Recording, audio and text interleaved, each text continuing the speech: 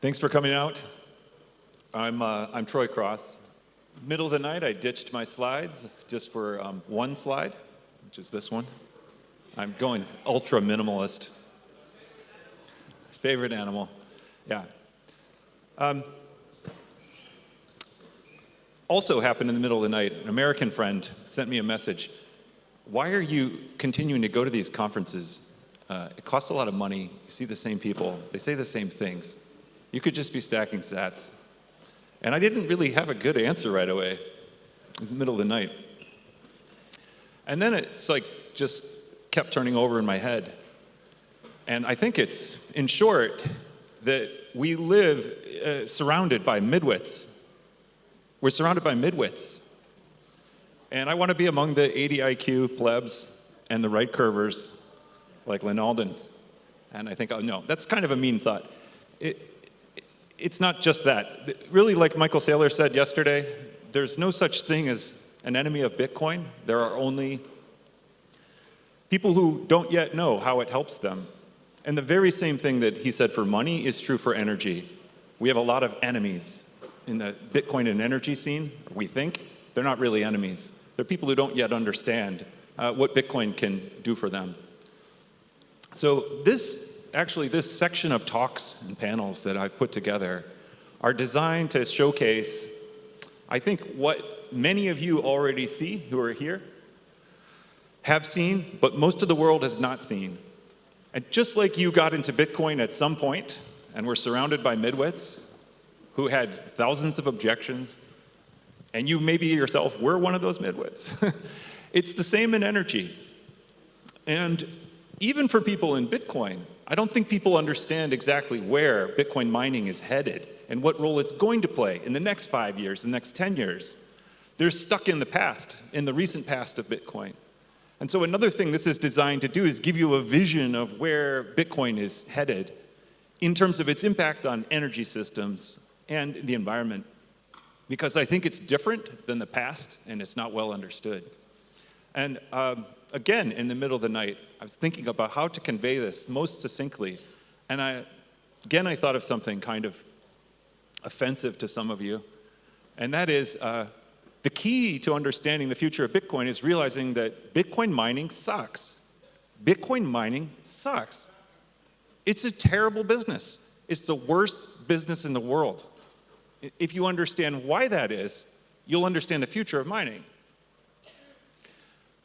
Okay, so why is the Bitcoin mining business like the worst business in the world? Well, think about what people usually say is the worst business in the world, which is restaurants. Restaurants open and have a very high chance of closing within a year. People love to open restaurants. That's one of the reasons it's terrible. Like they love to open bike shops. It's a passion. Guess what else is a passion? Bitcoin mining. People love it. That's not good for your business. That's more competition. But think about a restaurant. Your food is distinctive. You can always make better food than the competition. Your location matters. If you're on a busy street and it's walkable, that's good for your business. There are many distinctions you have over other restaurants, like, for instance, the restaurants here in Madeira do not have competition from the restaurants in New York. Okay, their location matters. Your service matters. Now think about Bitcoin. It's a brutal competition, like restaurants in New York, except the good that you're producing is Bitcoin. It's fungible. Your Bitcoin is no better than anybody else's Bitcoin. 1 Bitcoin equals 1 Bitcoin, et cetera, et cetera. It's a fungible good. Your location doesn't matter. When you mine Bitcoin, your reward appears on a global ledger distributed across 40,000 nodes. It doesn't even need to be transported from where you are to elsewhere. It only ever lives on the ledger as part of the Coinbase transaction. So miners, Bitcoin miners, have no differentiation in terms of their product. Their location doesn't really matter in terms of their output. And the supply of Bitcoin is fixed by the algorithm. Right now, that's 6.25 Bitcoin every 10 minutes. Very soon, another reason why Bitcoin mining sucks as a business, very soon, The block subsidy goes from 6.25 Bitcoin awarded worldwide to miners to 3.125. It's like another couple months here. Name me another business where the revenue nearly drops in half every 4 years. I mean, granted, in Bitcoin terms, and you couldn't have a better asset, as Michael Saylor also reminded us yesterday, in which to be paid. But that fixed reward means that when you add additional production of Bitcoin, you're not adding any more to the total Bitcoin produced. You're just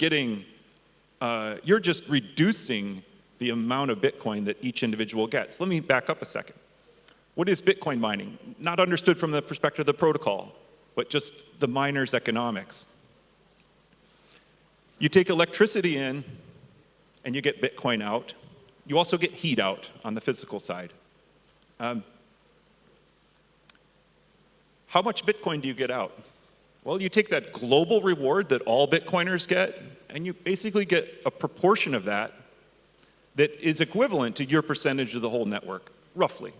If you have 1% of all the computational power in the Bitcoin network, you're going to get 1% of that reward. Block subsidy plus fees, which are increasing but erratic and not reliable. So when you add more computers to this network, what happens is that for the same computational power, people get less reward across the whole network. Every single miner suffers whenever you add more hash rate to the network. And now we have this, so that's the setup, if you get it.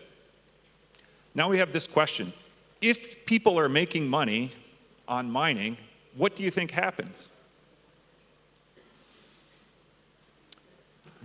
What happens is that people build more mining capacity. They buy more ASICs, they buy more machines, and they add to the hash rate, because it still costs less than a Bitcoin to mine a Bitcoin.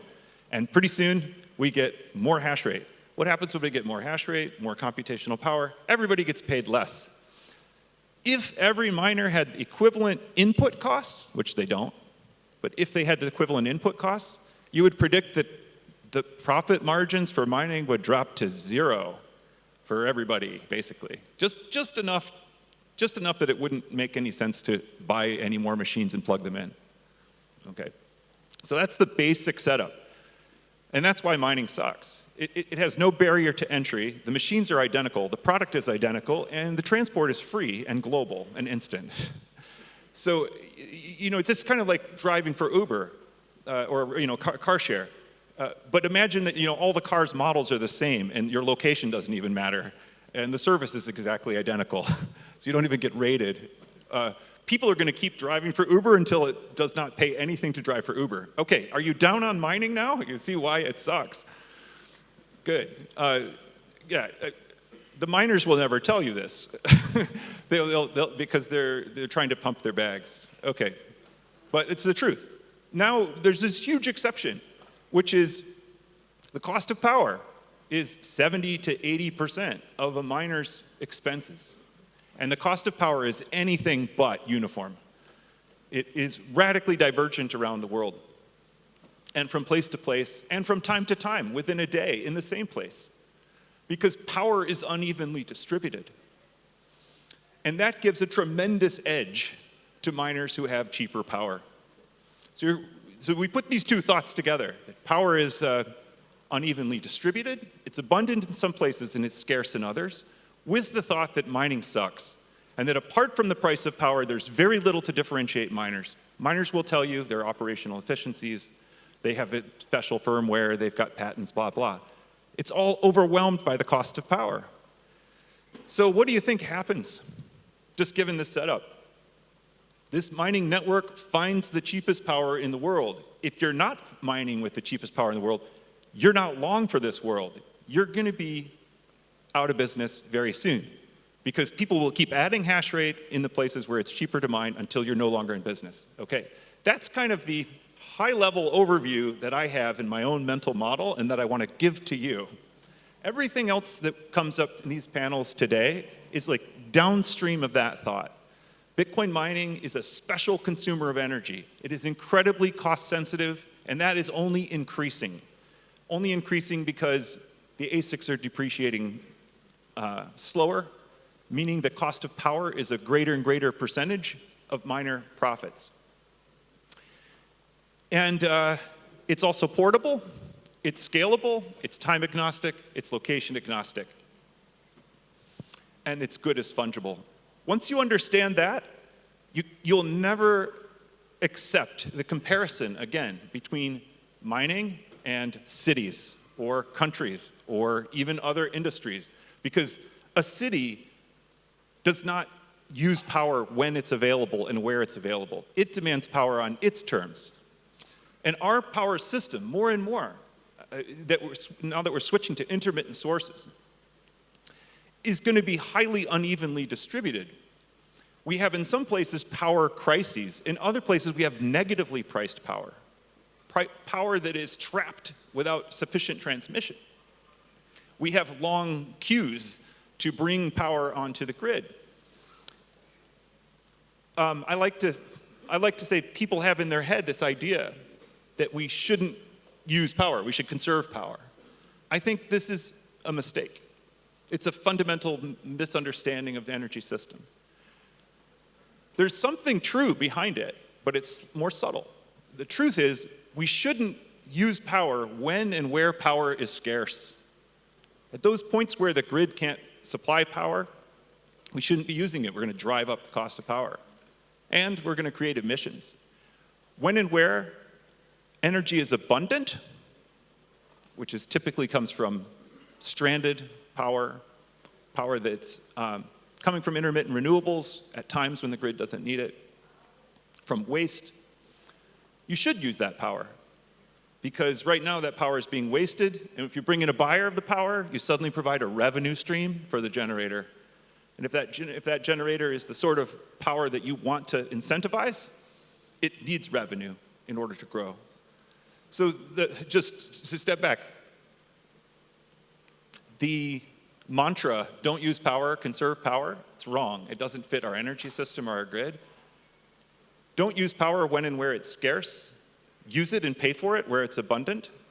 That's a mantra that we should endorse, and that fits the profile of the Bitcoin miner, where the cost of power is everything. Why? Because where power is abundant, it's cheap or free. And where it's scarce, it's expensive. So the incentives behind Bitcoin mining naturally align with what is better uses of power. Okay, that's the high-level picture. You may or may not believe the high-level picture. I'm a philosopher. I'm an academic philosopher. I don't build things. I talk. I make words. Other people make actual things. But I selected these panelists, and almost everybody I'm bringing up, unlike me, they're not micro-niche internet celebrity Twitter influencers. They're actual entrepreneurs. And their stories illustrate this grand thesis. We're going to hear from Daniel Batten about mining on methane. Methane is a highly warming gas. Daniel will give you the numbers. He's good with numbers. It's a highly warming gas. It's also just waste and a local pollutant. And Bitcoin mining's unique characteristics as a dung beetle, a creature that consumes waste and turns it into something productive, allows us to mitigate those emissions and generate economic value from an otherwise waste product and pollutant. We're going to hear from entrepreneurs who are integrating Bitcoin mining with solar, with microhydro. I didn't bring him today, but I wanted to bring Nate Hawaii. Ocean thermal energy conversion. Geothermal, I'm talking to a geothermalist about integrating Bitcoin mining with new geothermal. There are many, many applications of energy where we have wasted energy. Bitcoin mining's unique, price-sensitive, cost-sensitive, portable, scalable, time-agnostic, location-agnostic nature makes it a multi-tool for energy systems. And that's what I want to illustrate, not with me yapping about it, but with actual people who are doing it. And of course, doing it is not easy. there are complications. This reality is emerging, just like the reality of Bitcoin and payments can be complicated. We're trying to scale Bitcoin. It's not trivial. But likewise, integrating Bitcoin with energy systems in a way that is both positive for the environment, positive for energy systems, and positive for the entrepreneurs doing it is anything but simple, and it differs from every location to every location to every application. Requires tremendous amounts of real-world knowledge, but what we have today is some people actually doing it. They've put their fortunes, their lives, their time on the line, and the reason we get together here, it's not just to avoid being around midwits, it's because we can help each other build. We see something, we share a vision, and it's just exciting to see it coming over the horizon. But we're not just watching it happen, we're making it happen. And we need each other to do that. All right, that's my talk. Thank you.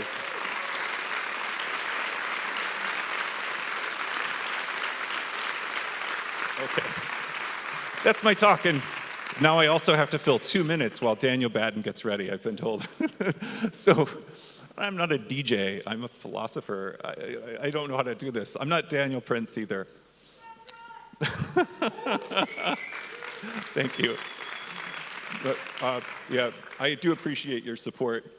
I actually just had my first cup of coffee in over a year.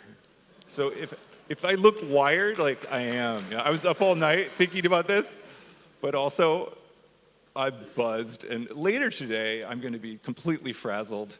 I can tell you that first cup of coffee after a year is just fucking amazing. You should try it. You got to go off coffee just to get back on. Okay, let me introduce Daniel very quickly. Many of you know Daniel Batten. How many know Daniel? Okay, this guy came onto the scene, I don't know what, about 2 years ago? Fairly recent Bitcoiner. You know, I'm like 2011 stock. Daniel is much more recent, but wow, did he hit hard when he landed.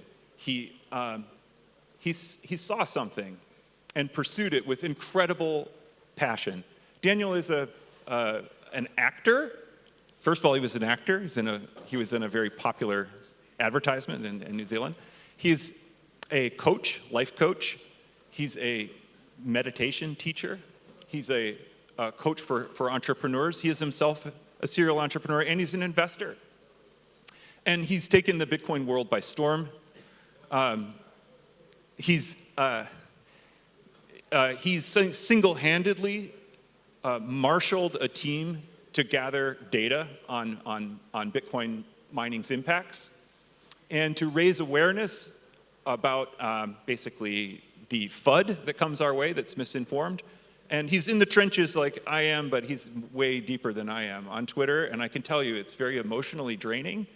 And the meditation part of Daniel's life, somehow this guy's able to maintain equilibrium and peace in the midst of that FUD. And he's been a great friend to me, an inspiration to me. We've bonded over our joint missions, and I'm so grateful that he made it from New Zealand. Let's welcome Daniel Batten.